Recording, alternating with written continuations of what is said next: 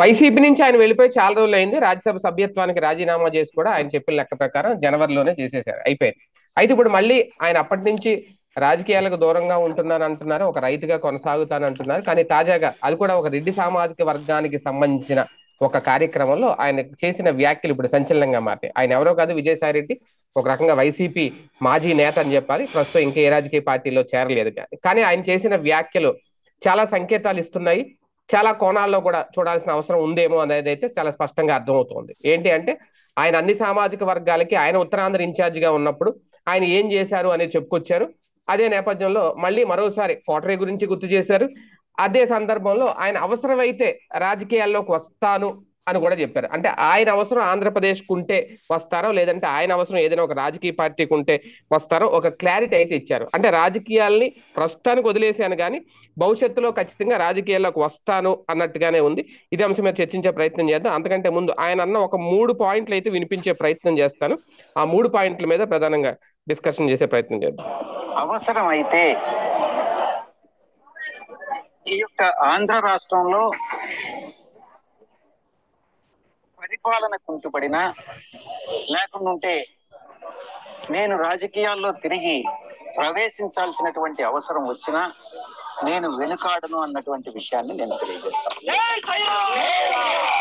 ఇక్కడ ఉన్నటువంటి అన్ని సామాజిక వర్గాలని, రెడ్డిక సామాజిక వర్గం కానీ, యాదవ సామాజిక వర్గం కానీ, కాపు సామాజిక వర్గం కానీ, వెలమ సామాజిక వర్గం కానీ, ప్రతి సామాజిక వర్గాన్ని, ఇంకా మన కాళింగ సామాజిక వర్గంలో ఉన్నటువంటి వాళ్ళని కానీ ప్రతి ఒక్కరికి కూడా సముచితమైనటువంటి స్థానం అటు ప్రభుత్వంలోనూ ఇటు పార్టీలోనూ ఉత్తరాంధ్ర ఇన్ఛార్జిగా నేను కల్పించానని గర్వంగా చెప్పుకుంటా ఉన్నా. చూపించట్లేదు. జగన్మోహన్ రెడ్డి గారు సమర్థుడు. ఆయన పార్టీని మేనేజ్ చేసుకోగలడు. నేను ఒక్కటే ఆయన్ని అభ్యర్థిస్తున్నాను, చుట్టుపక్కల ఉండేటటువంటి నిబద్ధత లేని వ్యక్తుల మాటలు వినవద్దు అని ఒక్కటే నేను జగన్మోహన్ రెడ్డి గారిని ఈ సందర్భంగా అభ్యర్థిస్తున్నాను. సార్, ఇందులో ఒకటి పాత మాటే అయి ఉండొచ్చు, కోటరీ నిబద్ధత లేని వ్యక్తులు అనేది. అంటే చాలా మాట్లాడారు ఈయన, చాలాసేపు దాదాపు 20 నిమిషాలు మాట్లాడారు. అందులో ఒక కీలకమైన అంశాలు అయితే ఈ 3 ఏదో కోరుకుంటున్నారో విజయసాయి రెడ్డి జగన్ నుంచి అని అయితే నాకు అనిపించింది. ఎలా చూడాలి? జగన్ నుంచి ఆయన ఏం కోరుకోవట్లేదు. జగన్ ఇక దగ్గరికి రానిడు, ఒకసారి పంపించే వెళ్ళిపోయాక అది క్లియర్, ఆయనకి తెలుసు. ఆయన రాజకీయాలకు అవసరం కాదు, ఆయనకి రాజకీయం అవసరం. తిరిగే కాలు తిట్టేనో ఊరుకోదంటారు. అట్లాగే ఓసారి రాజకీయాల్లోకి అలవాటు పడి ఆ లెగసీ అలవాటు పడ్డోళ్ళు, ఆ స్థాయి అలవాటు పడ్డటువంటి వాళ్ళు. ఇప్పుడు మనం జర్నలిజంలో చాలా మంది వాస్తవంగా పార్ట్ టైమర్లుగా ఉంటారు. పార్ట్ టైమర్ అంటే ఏంటి? జస్ట్ కాసేపు కేటాయించాలి. నాలాంటి వాళ్ళం పార్ట్ టైం ఉన్నప్పుడు పార్ట్ టైమే పనిచేసాను. నేను ఈనాడులో చేసేటప్పుడు కాన్వెంట్లు చెప్పుకునేవాడిని, ట్యూషన్లు చెప్పుకునేవాడిని. ఆ తర్వాత 2 గంటల పాటు దీనికి కేటాయించేవాడిని. లేదా ఏదైనా మీటింగ్లు అయి ఉన్నప్పుడు వెళ్ళేవాడిని. ఆ రోజున కొంత ఈ ఇన్స్టిట్యూట్స్లో సెలవు తీసుకోవడమో లేకపోతే గ్యాప్ తీసుకోవడమో చేసేవాడిని. ఇంకో లేదా ఆ తర్వాత వ్యాపారంలో షాప్ లో పని చేసుకోవడం ఇట్లా చేసేవాడిని నేను ఆ రోజు. దీని మీద వచ్చేది ఎంత, ఆ లైన్ అకౌంట్ మీద వచ్చే డబ్బులతో లెక్క. కానీ నేను చూసిన నాతో పాటు పనిచేసిన సహచరులు అందరూ అట్లా వేరే పని ఏం చేయాల, ఇదే పనిగా పెట్టుకునేవాళ్ళు. పొద్దున్న రాత్రి దాకా పార్టీ కార్యాలయంలో కూర్చోవడమా, ఆ నాయకుల దగ్గర కూర్చోవడం, ఈ నాయకుల దగ్గర. వీళ్ళు 100 రాసినా వాళ్ళు వేసేది 5 వార్తలే. ₹1 వచ్చేది మనకు ఆ కొంచెమే. కానీ అదేమంటే ఏంటంటే ఈ పని చేస్తూ మేము చాలా పెద్ద జర్నలిస్టులం, ఇంకా ఏళ్ల తరబడి ఉన్నాం, మేము ఇంకేం పని చేయగలం, చేయాలన్న అవతలోడికి మాకు ఇవ్వాలన్న కష్టం, మేము అక్కడ ఆడి దగ్గర తలకాయించుకోవాలన్న కష్టం, ఇలాంటి ఒక ఫాల్స్ ఈగో కారణంగా జర్నలిజం ఫీల్డ్ లో ఉన్నోళ్ళు చాలా మంది ఆడు ఇదివరకు జీతాలు ఇస్తే పని చేసేవాళ్ళం, ఇప్పుడు జీతాలు ఎదురేమన్నా పని చేస్తున్నారు, ఎదురు డబ్బులు ఏమన్నా పని చేయాల్సి వస్తుంది. దానికోసం ఎక్కడో ఏ తప్పు పని చేయాల్సి వస్తుంది. ఎందుకంటే ఈ ఈగో, నిన్నటిదాకా ఎంపీ దగ్గరకు ఎమ్మెల్యే దగ్గరకు నేరుగా వెళ్ళగలం, ఇవాళ పోతుందేమో, ఏ అధికారినైనా డైరెక్ట్గా మాట్లాడగలం, ఇవాళ ఏమైనా పోతుందేమో అనే ఒక ఫీలింగ్ మన జర్నలిస్ట్లోనే ఉన్నప్పుడు రాజకీయ నాయకులకి అది విపరీతంగా ఆస్వాదించిన వాళ్ళు. ఆ అధికారాన్ని వినియోగించిన వాళ్ళకి, అట్లాగే జై కొట్టించుకున్న వాళ్ళకి, పెద్ద పెద్ద బొమ్మలు పెట్టించుకున్న వాళ్ళకి, పోస్టర్లు హోర్డింగ్లు పెట్టించుకున్న వాళ్ళకి, జన్మదిన శుభాకాంక్షలు అంటే లక్షల కోట్లలో చెప్పించుకున్నటువంటి వాళ్ళకి అది లేకుండా తట్టుకోగలుగుతారా? ఒక రకంగా పిచ్చెక్కిపోద్ది. ప్రస్తుతం ఆ స్టేజ్ లో ఉన్నారు ఆయన. వాస్తవంగా ఆయన 2019 టైంలో ఆయన ఊహించని విధంగా రాజకీయాల్లోకి వచ్చారు. ఆయన వాళ్ళ కుటుంబానికి సంబంధించిన వ్యవహారాలు, ఆ ఫైనాన్స్ వ్యవహారాల వరకే ఆయన లెక్క, కానీ అప్పుడు రాజకీయాలకి ఆయనకి సంబంధం లే. కానీ అరెస్ట్ చేయడం వల్ల, అరెస్ట్ చేసి ఇక జైల్లో ఉండి ఆ తర్వాత విడుదల ఇంటికి వెళ్ళిపోయి ఆయన వ్యాపారం ఆయన చేసుకున్నాడు అనుకోండి, చార్టెడ్ అకౌంటెంట్కి ఆయనకేం ప్రాబ్లం లేదు, నడిచిపోతుంది. కానీ అప్పటికి తన మీద డ్యామేజ్ పడింది కదా, బ్యాడ్ నేమ్ అయింది కదా ఆ కేసులో. కాబట్టి మనం ఖచ్చితంగా రాజకీయాల్లో ఉండాలి, ఆ బ్యాడ్ నేమ్ పోగొట్టుకోవాలంటే మనం హోదాలో ఉండాలి అనుకున్నారు ఆయన. ఇది జగన్ గారి దగ్గర ఎక్స్ప్రెస్ చేయడం వల్ల జగన్ ఇప్పించినటువంటిది రాజ్యసభ సభ్యత్వం. పైగా అత్యున్నతమైన గౌరవాలు ఇచ్చుకుంటూ వచ్చారు. అందులో ఏకంగా ఫ్లోర్ లీడరు, పార్లమెంటరీ పార్టీ నాయకుడు లాంటి అద్భుతమైనటువంటి అవకాశాలు. వాస్తవంగా అది మాస్క్ ఇస్తారు. ఇప్పుడు కేంద్ర మంత్రి పదవులు ఎవరికి ఇస్తున్నారు? రామ్మోహన్ నాయుడికి, పెమ్మసాని చంద్రశేఖర్, ఆ స్ట్రేచర్లు. ఇక్కడ ఆ స్ట్రేచర్ ఇచ్చారు ఆయనకి. ఒక సామాన్యమైనటువంటి చార్టెడ్ అకౌంటెంట్ తన జీవితంలో తను పోటీ చేసి ఒక పార్టీ పెట్టినో పోటీ చేసినో అట్లా అవ్వగలడు ఆయన? అసాధ్యం. ఆయన స్ట్రేచర్కి మంచోడే, సబ్జెక్ట్ ఉన్నోడే, కానీ జనాల దగ్గరికి జయప్రకాష్ నారాయణ అవ్వగలిగారా? జేడీ లక్ష్మీనారాయణ కాగలిగారా? అదే కదా, మంచి వాళ్ళు కదా, చెడ్డోళ్ళు అయితే కాదు. ఎక్కడో ఎందుకు పవన్ కళ్యాణ్కే దెబ్బతేం లేదు, అంత స్ట్రేచర్ ఉండి కూడా. రాజకీయం డిఫరెంట్. అంతే కదా, అలాంటి చాట్లో అవకాశాలు వచ్చినాయి ఆయనకి. కాబట్టి ఆ అవకాశాలు అందుకుని దిగిపోవడం, ఆ రోజున జైగొట్టించుకున్న మనిషి.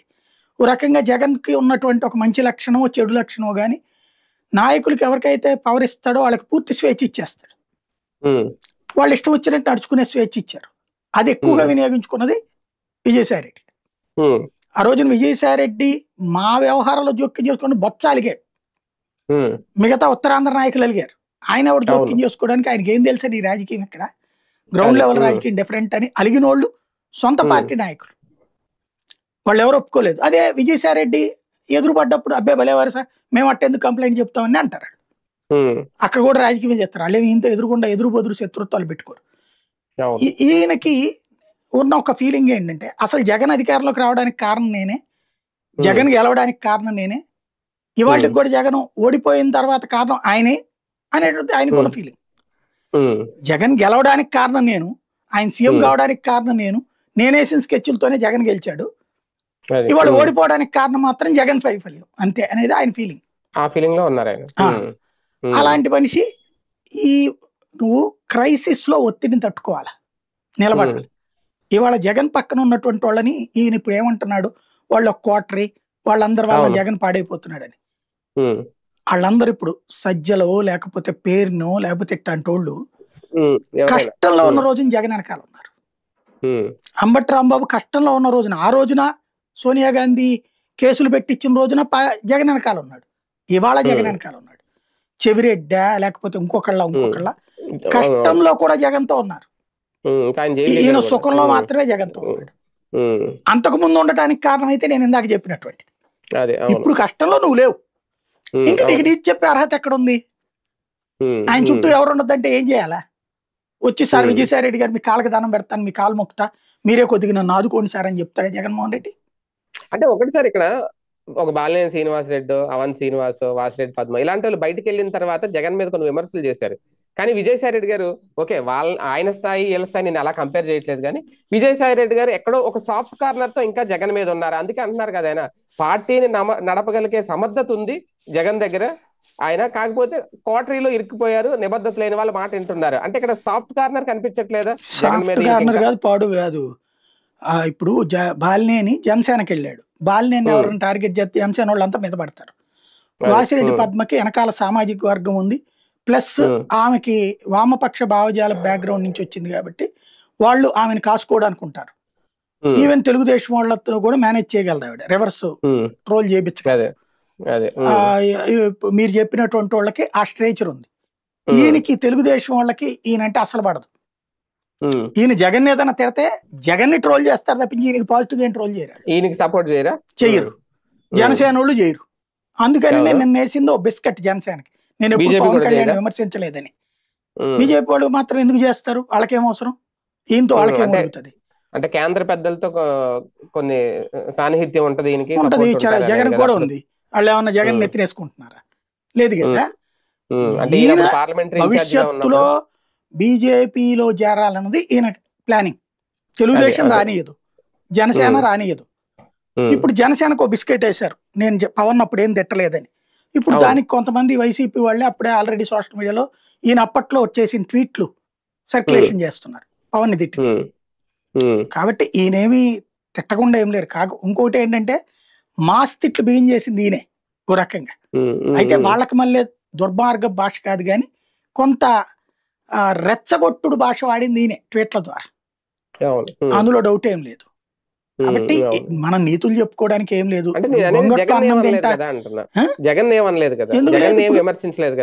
అదేనేది జగన్ ని విమర్శిస్తే కనుక అందరూ ఎదురు రివర్స్ ట్రోల్ చేస్తారు. అవకాశం ఉంటదేమో ఉద్దేశంతో అంత సీన్ ఏం లేదు. ఆయనకి తెలుసు జగన్ మెంటాలిటీ, ఆయనకి బాగా తెలుసు, మనందరికంటే బాగా తెలుసు ఆయనకి. జగన్ దగ్గరికి తీస్తే ఎట్టుంటాడు, దూరం పెడితే ఎట్టుంటాడు అన్నటువంటిది. కాబట్టి ఆయన అదేం అనుకోవట్లేదు. నేను అనుకోవడం ఏంటంటే జగన్ ని కూడా మనం గనక ఎక్కువ కామెంట్ చేస్తే, ఆ మధ్యం చేశాడు కదా వాస్తవంగా కుంభకోణాలు ఇవన్నీ కామెంట్ చేసింది ఆయనే కదా, అప్పుడు రివర్స్ ట్రోల్ అయింది. ఈయన కాపాడిన వాళ్ళు ఎవరు లేరు. ఒక రకంగా అసంతృప్తికి ఫీల్ అయ్యాడు. అప్పుడు ఫీల్ అయ్యి బీజేపీలో చేరడానికి కూడా ప్రయత్నించారు అప్పట్లో, నాకున్న సమాచారం అయితే. ప్రయత్నిస్తే బీజేపీ అధిష్టానం ఇప్పుడే వద్దంది. ఎందుకంటే బీజేపీలో ఎవరన్నా ఇట్లా వైసీపీ నుంచి నాయకులు చేరాలంటే తెలుగుదేశం అనుమతి అని కాదు కానీ మనం అందరం కూర్చుందాం అనే పేరుతో తెలుగుదేశం కన్సెంట్ పెట్టారు. టీడీపీలో ఇదే వైసీపీ వాళ్ళు ఎవరన్నా ఈ కూటమిలో ఎవరి దగ్గర చేరాలన్నా టీడీపీ పర్మిషన్ తీసుకోవాలి, అంటే టీడీపీ అనుమతి ఇవ్వాలి. అది కరెక్ట్ మాట. అయితే అట్లాగా ఇవ్వకుండానే తీసుకున్నారేమో తెలియదు పవన్ కళ్యాణ్ అతని విషయం, ఏది స్వామినేని ఉదయభాను వీళ్ళందరి విషయం. రోసయ్యతో ప్రాబ్లం లేదు, స్వామినేని ఉదయభాన్తో కూడా ప్రాబ్లం లేదు. వాళ్ళు ఎక్కువగా స్టేట్మెంట్ లేరు, ఎక్కువ స్టేట్మెంట్ ఇచ్చేది బాలినేని ఎప్పుడు కూడా. బాలినేనే మెయిన్ అక్కడ. బాలినేని జగన్ నే తిట్టాడు తప్పించి పవన్ ఏమనలేదు. కాబట్టి పవన్ పాజిటివ్ ఉన్న తెలుగుదేశం వాళ్ళని కూడా ఏమనేవాడు కాదు ఆయన. ఆయన వైసీపీలో ఉంటూ టీడీపీ జనసేన వాళ్ళని సాటిస్ఫై చేసేవాడు. అవును, వైసీపీలో ఉన్నప్పుడే కదా పవన్ కళ్యాణ్ గారు ఆయన గురించి మాట్లాడింది. అదే అనేది బాలినేని ఎప్పుడు కూడా వైసీపీలో ఉంటూ జగన్ నిరకాటంలో పెడుతూ టీడీపీ జనసేనల వాళ్ళతో ర్యాపో మెయింటైన్ చేసేవాడు తన నియోజకవర్గంలో కూడా. కాబట్టి వాళ్ళు అతనికి ఏం ట్రోల్ చేయలేదు, ఈయన్ని మాత్రం ట్రోల్ చేశారు. ఈయన ఇంకోటి బీజేపీ అధినాయకత్వం మేబీ నాకున్న సమాచారం మేరకు ఇప్పుడు వద్దు ఎలక్షన్స్ ముందు చూసుకుందాం అన్నటువంటి చెప్పారని విన్నాను నేను ఢిల్లీలో నాకున్న సమాచారం మేరకు. కాబట్టి ఇప్పుడు జగన్ తో గొడవలు పడాల్సిన అవసరం ఆయనకేం లేదు. ఇంకోటి జగన్ ఏమి ఈయన బొమ్మల్లా ఈయనే వచ్చేసారు బయటికి. ఎందుకంటే ఆయన చుట్టూ ఉన్న కోటరీతో నచ్చలేదని. ఈయనే కోటరీగా భావించేవాళ్ళు ఒకప్పుడు ఈయనకున్న నేను అనుకోవడం ఏంటంటే హర్ట్ అయింది ఏంటంటే నెంబర్ 2గా ఫీల్ అయ్యారు ఆయన. ప్రాంతీయ పార్టీలు నెంబర్ 2గా ఎవడూ ఫీల్ కాకూడదు ప్రాక్టికల్. ఎన్టీ రామారావు దగ్గర నెంబర్ 2 వాళ్ళ కుటుంబమే అయ్యారు తప్పించి వేరే వాళ్ళ నెంబర్ 2గా ఏడవడానికి ఇచ్చారు. పర్వతనేని ఉపేంద్ర ఒకప్పుడు కథ నడిపారు, ఆయన నెంబర్ 2 అంటున్నారని ఆయన బయటికి పంపించేశారు, కాంగ్రెస్ పోవాల్సి వచ్చింది. ఆయన ఇంటర్వ్యూ చేసింది నేనే, ఆ మొక్క చెప్పాడు ఆయన నాకు ఇంటర్వ్యూలోనే. నెంబర్ 2 అనే పదం వస్తే ఇంకోళ్ళు తొక్కేస్తారు మిగతా వాళ్ళు, అట్లా నన్ను తొక్కేశారని. ఒకప్పుడు జాతీయ స్థాయిలో తెలుగుదేశం కథ నడిపినోడు ఆయనే. అట్లాగే ప్రాంతీయ పార్టీలో కూడా నెంబర్ 2 అనే పదం వస్తే ఇప్పుడు తెలంగాణలో హరీష్ రావును పక్కన పెట్టి కేటీఆర్ ముందు పెట్టారు లేదా. అట్లాగే ఇక్కడైనా నెంబర్ 2 అనే పదం ఈయన వచ్చేటప్పటికి అంగీకరించలేకపోయారు, మిగతా వాళ్ళు అంగీకరించలేకపోయారు. మిగతా వాళ్ళకి ఈయన మీద ఉన్న అభిప్రాయం ఏంటంటే జగన్ మీద కేసులో ఉన్నాడు కాబట్టి జగన్ ఆ పోస్టులు ఎత్తున్నాడు, ఆయనకి అంత సీన్ లేదు, మాస్ కాదు, మేమేం ప్రజల చేత ఎన్నికై గెలిచిన వాళ్ళం అనేటటువంటి ఫీలింగ్. మిగతా వాళ్ళు ఎదురుగుండా నమస్కారం పెట్టినా అపర విధేయత చూపించరు ఈయనకి. పైగా ఉత్తరాంధ్రలో సైలెంట్ గా సాఫ్ట్ గా ఉంటారనుకుంటే ఎదురెదిరిగారు అక్కడ. అలాంటి సందర్భంలోనే ఈయన సలహాలు ఇస్తుంటే జగన్ అంగీకరించలేదు కొన్ని. ముందు అసలు ఈయనకే తెలియని ఇయాళ్ళు నొప్పని నెల్లూరులో ప్రత్యక్ష ఎన్నికల్లో పోటీ చేయమన్నారు, అక్కడ కాస్త దెబ్బతింటారు ఆయన. దాంతో ఇక ఆయనకి అర్థమైపోయింది. ఇక ఒకసారి దెబ్బతిన్నాక దగ్గరికి రానిరు. ఇప్పుడు సినిమాల్లో గనక ఒక డైరెక్టర్ హీరో గనక ఎన్ని ఫెయిల్యూర్లు అయినా ప్రాబ్లం లే. హీరో సినిమాలు 4 ఫట్ అయినా మళ్ళీ 5వ సినిమా వస్తుంది హీరోకి. స్పీడ్ తగ్గచ్చేమో కానీ 5వ సినిమా వస్తుంది, 6వ సినిమా 10వ సినిమా కూడా వస్తుంది హీరోకి. డైరెక్టర్కి ఒక సినిమా ఫట్ అయ్యాక మళ్ళీ అవకాశాలు రావడం చాలా కష్టం. ఇప్పుడు ఈయన సినిమా డైరెక్టర్ లాంటాడు. అక్కడ ఫెయిల్యూర్ అనేది తనకి దెబ్బ అనేటటువంటి ఫీల్ అయ్యారు. ఇంకోటి ఇప్పుడు ఎవరికైనా సలహాలు ఇచ్చిన నాయకులకి మాకు తెలిసిలే అంటారు, మీరే గెలవలేదు మీరు మాకు చెప్పేది ఏంటండి అంటారు. వైసీపీకి ఎప్పటికైనా నా అవసరం వస్తుంది అనే ఆలోచన ఉందా విజయసాయి రెడ్డి గారికి? అందుకనే నా మాట ఎప్పుడైనా భవిష్యత్తులో క్రియాశీలక అవసరం ఉంది అనుకుంటే ఆంధ్రప్రదేశ్ రాజకీయాల్లో నేను వస్తాను అని చెప్పడం. అంత సీన్ ఏం లేదు. వైసీపీలోకి వస్తానంటలేదు, రాజకీయాల్లో వైసీపీ అని కాదు, అంతే రాజకీయాల్లో. వైసీపీకి ఒకటే గుర్తు, జగన్ యాటిట్యూడ్ తెలిసిన వాళ్ళకి జగన్ అభిమానిస్తే కావులు ఇచ్చుకుంటాడు, వ్యతిరేకిస్తే దగ్గరకు కూడా రానియడు. సాక్ష్యం షర్మిల, ఇంకెవరక్కర్లా. కాబట్టి షర్మిలనే కాదన్నటువంటి వాడు విజయసాయి రెడ్డిని తీసుకెళ్లి ఏం చేసుకోవాలి? ఇంకా షర్మిల కొంత బెటర్, కుటుంబ సభ్యురాలు ప్లస్ వివాదాలను పరిష్కారం అవుతాయి కూడా. అయినా కూడా షర్మిల దగ్గరికి రానినోడు విజయసాయి రెడ్డిని దగ్గరికి రానిస్తాడా? ఇంకా ఆయనకి నెక్స్ట్ ఆప్షను ఆయన ఏంటంటే లైమ్ లైట్ లో నేను ఉన్నాను, నేనేం వెళ్ళిపోలేదు అనేది గుర్తు చేస్తున్నారు అంతే. Just remembrance. నిజంగా పార్టీ పెట్టే ఆలోచన ఉంటే ఓకే, అది లేదని అది ఒక రూమర్ అంటే, కానీ అంత సాధ్యం వద్దా సార్? అంత అవసరం కూడా ఉందా? ఆయనకి ఎవరు చెప్పాడు కానీ ఏదైనా దిక్కుమాలిన సోషల్ మీడియాలో ట్రోల్ బేస్ చేసుకుని ఏమన్నా ఆయన నమ్మితే అమాయకత్వం. ఆయన పార్టీ పెట్టేది ఏంది? జయప్రకాష్ నారాయణ లాంటి పార్టీ పెడితేనే దిక్కు మొక్కు లేదు ఆయనకి. ఇంకా అది కూడా ఏంటి, మొత్తం ఉమ్మడి రాష్ట్రంలో ఆ రోజున తెలుగుదేశం వాళ్ళు సైలెంట్ అయ్యి అక్కడ కొంత గెలవడానికి అవకాశం కల్పించారు ఆయనకి. అంతే తప్పించి డైరెక్ట్ గా ఏం గెలవలేదు ఆయన. అక్కడ కొంతవరకు తెలుగుదేశం సైలెంట్ అయింది, డౌన్ ప్లే చేసి గెలిపించింది అక్కడ ఆ ఈక్వేషన్స్ కారణంగా. అంతే తప్పించి ఈయన పార్టీ పెడితే అవుడౌట్ అయ్యాలా, హరికృష్ణ పార్టీ పెడితేనే వర్కౌట్ కాలేదు, చిరంజీవి పార్టీ పెడితేనే వర్కౌట్ కాలేదు. ఈయన పార్టీ పెడితే కనీసం అదే పాపం ఆయన ఎవరు కిరణ్ కుమార్ రెడ్డి సమైక్యాంధ్ర ఉద్యమం అంత సీరియస్ గా జరిగితే పార్టీ పెడితేనే దిక్కులేదు. ఈయన పార్టీ పెడితే ముందు వాళ్ళ కుటుంబంలో వాళ్ళు ఒట్టేయడం కూడా కష్టమే. పార్టీ పెట్టడం అది ఏముండదు, ఎవడన్నా అడుగుంటాడు అక్కడ మీరు ఎవరైనా పార్టీ పెడతారని. అది కామెడీ తప్పించి సీరియస్ కాదు అది. అవును. కానీ కులాల ప్రస్తావన తీసుకురావడం వెనక ఆంతర్యం ఏంటి సార్? అంటే జగన్ అదేం లేదండి, అదే పెద్ద ఇష్యూస్ ఏం కాదు. అక్కడ ఉన్న దాంట్లో ఆ చుట్టుపక్కల ఉన్న వాళ్ళందరూ ఏ కులాలలో భోజనానికి పిలిచిన వాళ్ళు, విజయసాయి రెడ్డి వలన విజయసాయి రెడ్డి వలన ప్రయోజనాలు పొందిన వాళ్ళు అయి ఉంటారు, ఏదైనా పోస్టులు సంపాదించుకున్న వాళ్ళు అయి ఉంటారు. వాళ్ళు మేబీ ఇప్పుడు వైసీపీ అభిమానంగా ఉండుంటారు, అవకాశాలు వచ్చి ఉండవు. అన్ని కులాల వాళ్ళు అక్కడ ఎవరెవరు ఉన్నారో అవి మాట్లాడుతుంది దాన్ని బట్టి చూస్తే వాళ్ళందరి పేర్లు అడిగి మరీ తెలుసుకుంటున్నారు కదా కులాలు. ఏం చేసేది ఏంది? న్యాయం ఏదైనా చేస్తే ప్రభుత్వం చేస్తుంది, లేదా జగన్ చేసినట్టు కదా. అంటే ఆయన ఉత్తరాంధ్ర ఇన్ఛార్జ్ ఉన్నప్పుడు చేశారు అంటున్నాడు ఆయన. అదేనేది ఏం చేసినా పార్టీ తరపునే కానీ పర్సనల్ కాదు కదా. అంటే పదవులు ఇప్పించి ఎవడైనా పార్టీ తరపున ఇస్తారు కదా. సామాజిక వర్గాలకి జగన్ చేసినంత ఈక్వేషన్ ఇంకెవడు చేయలే, కాకపోతే ఈక్వేషన్ చేసి ఫెయిల్ అయ్యాడు. అంటే రెడ్డి సామాజిక వర్గాన్ని దూరం పెట్టాడు జగన్ అనే ముద్ర అయితే ఆయన మీద ఉంది కాబట్టి నేనైతే అందరినీ కలుపుకొస్తున్నాను అనే సంకేతాన్ని ఇస్తున్నారు. అంత పెద్ద సీన్ ఏం లేదు ఆయనకి, ఈయన కలుపుకొస్తాడని కూడా ఏం లేదు అక్కడ. బేసిక్ గా అంత సీన్ ఏం లేదు, ఆయన అంత డీప్ గా అన్నాడని నేను అనుకోను, క్యాజువల్ టాక్ అంతే. కానీ ఫైనల్ గా ఒకటి సార్, రాజకీయాల్లో అయితే వదలలేకపోతున్నారు విజయసాయి రెడ్డి.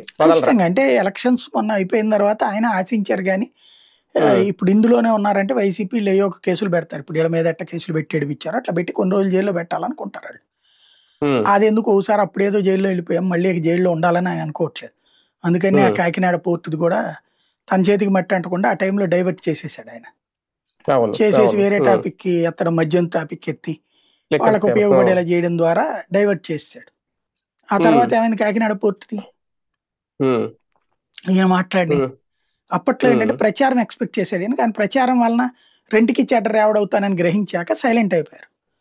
ఇప్పుడు కూడా నా ఇంటెన్షన్ ఉంది, ఇటు జనసేనకు బిస్కెట్ వేశారు, అలాగే నేను సిద్ధంగా ఉన్నాను తీసుకోండి అంటున్నారు ఆయన.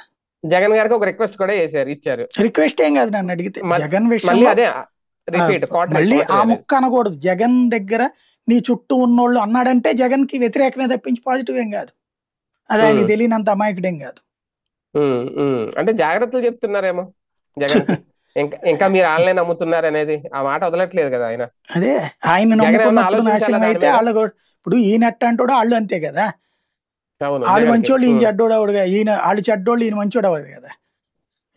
వాళ్ళ స్వార్థాలు చూసుకుంటే ఈయన స్వార్థం చూసుకున్నట్టే కదా. అంటే ఒక సంకేతం అయితే ఇస్తున్నారు పదే పదే, ఇదే ఆలోచించాలా? అంత సీన్ ఏమి లేదు, అంత సీన్ ఏం లేదు. ఆయనకు వాళ్ళందరి వలన ఆయన బయటకు వచ్చేసానని ఆయన ఫీలింగ్. అది కడుపు మంట తీర్చుకుంటున్నారు, అంత మించేం లేదు. మీకు నాకు ఏం లేదు, వీళ్ళ వల్ల వచ్చేసానని చెప్తున్నారు ఇండైరెక్ట్ గా. జగన్ గారికి ఆ సంకేతం అయితే ఇస్తున్నారు. రైట్, చూద్దాం. నిజంగా విజయసాయి రెడ్డి గారు అన్నట్టు ఆంధ్రప్రదేశ్ లో ఆయన అవసరం, ఆయన రాజకీయాల్లోకి రావాల్సిన సిచ్యువేషన్ వస్తే అప్పుడు ఈయన ఖచ్చితంగా రాజకీయాల్లోకి రావాలనేది అప్పుడు ఆలోచిస్తాను అంటున్నారు. మరి అది త్రూ వైసీపీ ద్వారా అవుతుందా, వేరే ద్వారా అవుతుందా, ఆయన సొంతంగా పార్టీ పెడతారా ఏంటనేది వేచి చూడాలి. మొత్తానికి రాజకీయాల్లో ఉన్నారు, నేనైతే బయటకు వెళ్ళలేదు, అవసరమైతే వస్తాననే సంకేతం అయితే ఇచ్చారు. అది ఆంధ్రప్రదేశ్ రాజకీయాలకు ఎంతవరకు పనికొస్తుంది అనేది ఇంకా భవిష్యత్తులో తేలాల్సిన అంశం.